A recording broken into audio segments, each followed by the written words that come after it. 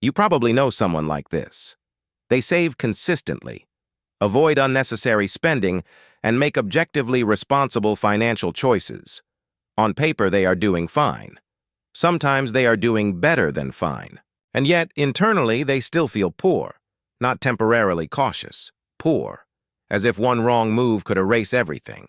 If this resonates, the issue is not budgeting or discipline. It's perception shaped by emotional insecurity. Today, we're looking at the psychology of people who save money but still feel poor. For these individuals, saving money doesn't create safety. It creates tension. Every dollar saved is less about progress and more about protection. The act of saving becomes a defensive behavior, not a rewarding one. Instead of feeling accomplished, they feel restrained. Because deep down, the internal narrative hasn't changed. The story is still, there isn't enough, even when the evidence says otherwise. This usually starts long before adulthood. When someone grows up in an environment where resources were limited or unpredictable, the brain learns to focus on what's missing rather than what's present. Even when conditions improve later, that mental framework remains. Psychologically, this is known as internalized scarcity. It's not about how much you have. It's about how your nervous system interprets having. One of the key features of this mindset is delayed permission. People who save but still feel poor often postpone enjoyment indefinitely. They tell themselves they'll relax later, spend later, live later. But later keeps moving. There's always a future risk to account for, a possible expense to prepare for, a reason to hold back. Saving becomes an identity rather than a strategy. And identities are much harder to change than habits. Another important layer is comparison.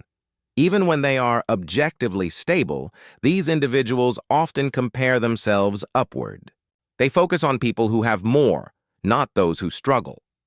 This reinforces the feeling of insufficiency. No matter how much they save, it never feels like enough. The benchmark for safe is constantly shifting. Financial progress is real, but emotional validation never arrives. There's also a strong link between feeling poor and feeling undeserving. Many people in this pattern associate spending with guilt. They question whether they've earned rest, comfort, or small pleasures. Even reasonable purchases can trigger anxiety or self-criticism. This isn't about frugality. It's about an internal belief that safety must be maintained through sacrifice. That comfort is something you risk, not something you're allowed. Interestingly, this mindset often coexists with high responsibility and competence. These are people who plan ahead, think long-term, and rarely act impulsively. Saving didn't make them passive. It made them careful. But over time, that carefulness becomes a cage. Life turns into a series of financial calculations. Emotional needs are translated into numbers.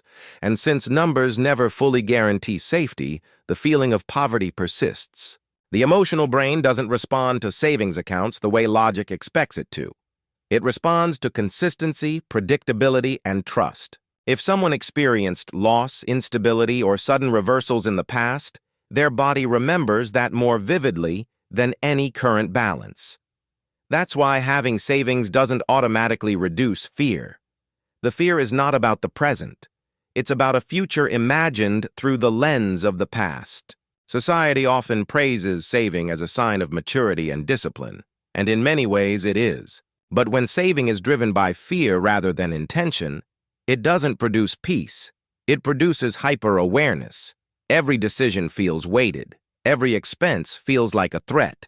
And the internal experience remains one of lack, even in abundance. Over time, this can lead to a strange contradiction. People who save consistently may feel emotionally poorer than those who spend freely, not because spending is healthier, but because their nervous system never registers security. Safety remains external, fragile, and conditional. The money exists, but the sense of having doesn't. The critical distinction here is between financial reality and emotional reality. Financial reality is measured in numbers. Emotional reality is measured in trust. And until trust is built internally, no amount of saving will fully resolve the feeling of being poor. This doesn't mean saving is wrong. It means saving alone is not enough. If you save money but still feel like you're barely getting by, you're not failing at finances. You're carrying an emotional blueprint shaped by earlier experiences. Recognizing that difference changes the question. It's no longer, why don't I feel safe yet? It becomes, what part of me learned that safety was never guaranteed? So ask yourself this. Do your savings make you feel supported, or do they make you feel restricted? Because one is preparation. The other is fear disguised as responsibility. And understanding that distinction is the first step toward changing how abundance actually feels. If this described you a little too accurately, the next video goes even deeper into the invisible patterns that shape how people experience money. Click it. You'll start noticing things you've never questioned before.